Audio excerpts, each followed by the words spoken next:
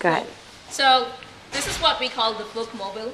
Okay, and the way it works is we've got all these different stakeholders in the whole book fair, but the way we think about it is the biggest stakeholders are really the students, and they're the ones sort of binding all these different groups together with the most amount of energy. So that's why they're sort of like the root, and this is how the thing kind of flows out from there. So I'll start off with talking a little bit about the teachers. So we actually had a chance to go to 2 book fairs, one which is sort of in a slightly better neighborhood and one which is not so good neighborhood in Hayward.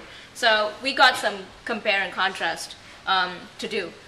So one of the things that the teachers we found in one of the first book fairs we went to was that the teachers were not really as enthusiastic as we would have hoped they would be. So one of the teachers just wanted her wish list. She just walked in there and she sort of made a beeline for her wish list. She picked up her books, went to the cash register, and walked out. So it seemed like the teachers were not really an influencing factor there. But John, you want to talk about the other view that you got on the teachers? Actually, why don't you maybe do the whole school? Okay. Kind of contrast with all right. So okay, that's sort of in the first school, and then in terms of the administration. So when we talk about administration, it's the librarians and the other volunteers. There are some external volunteers who actually come in to help for book fairs as well in the place that we went to. So one of the things the librarians said was that she was a great influence on the students because she felt like it was always like we speak the gospel truth. So anything that she said, the kids were always excited about. So if she got like a particular series like Skeleton Creek or something that she wanted to talk to the students, she would start doing that before the book fair started, like about a week before the book fair started, and then that would be something that the kids are extremely excited about, and that was an extremely great influencing factor. So we found that librarians and the administration in a way was extremely influential in that particular school. Oh yeah, and so now when we came to the students, for the first school we went to, it was kind of, they were known to be a very academically strong school, even though they were not from like that good a social economic background. So they said most of the kids enjoyed reading a lot. They were not really destructive, but they really liked visual books that we didn't have back in our time. So they really love like Skeleton Creek because it's interactive. You can read and then you can go online and it's like read part of the puzzle. And they were also really dependent on their peers. So whichever their friends enjoyed, everyone will huddle around the same corner. And lastly, most of them were hooked onto technology. So you could use technology to kind of draw them in and get them to read. That's what most of the kids enjoyed. Yeah. And finally, the last one is we didn't really get to speak with the parents, but what we found out was at the first school, most of them were supportive. The kids dragged their parents in, and because that gave them the chance to basically take all the books that they want. Because otherwise, they had to be checked for like the amount of money they brought in, and if they didn't have enough, they'll have to sit outside. But when their parents were here, they kind of had free reign. So parents were pretty supportive. And they kind of supported whatever the kids read in that sense. Yeah. So now Jonathan will talk about the different aspect that he saw.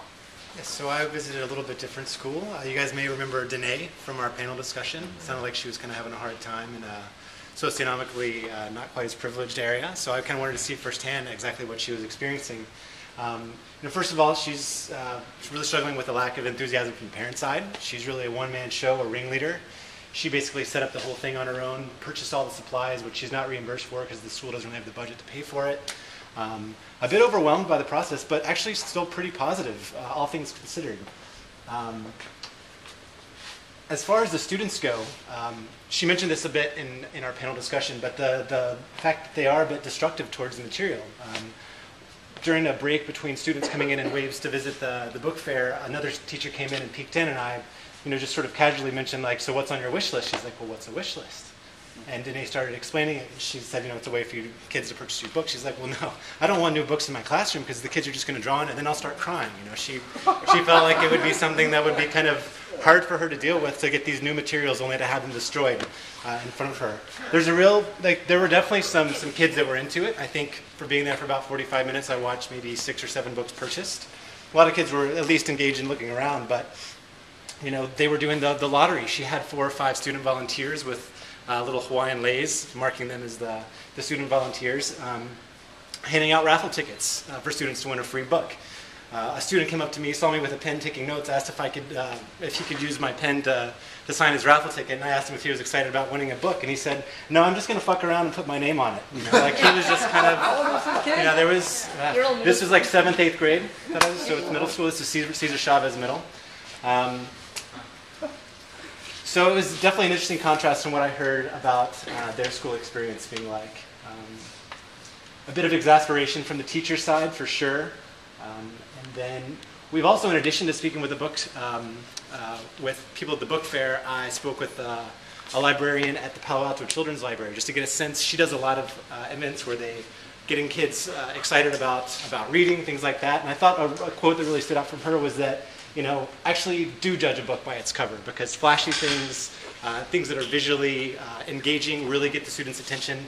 She said sometimes they'll have books that don't get checked out for 6 months. They make some really flashy display, and they go off the shelves like that. So having a real, you know, kids are very visual in what they're attracted to, and that can be some sort of means or method toward building excitement about that. Now, Scholastic's already onto this with the themes, the luau themes, the other ones, but there may be an opportunity there. So in sort of thinking about how to present this, we were having a bit of fun thinking about a mobile, something that you're as young as a child sort of tuning into. Maybe you probably don't remember it, but something that sort of visually ties some of these insights together in a fun way. Well done on the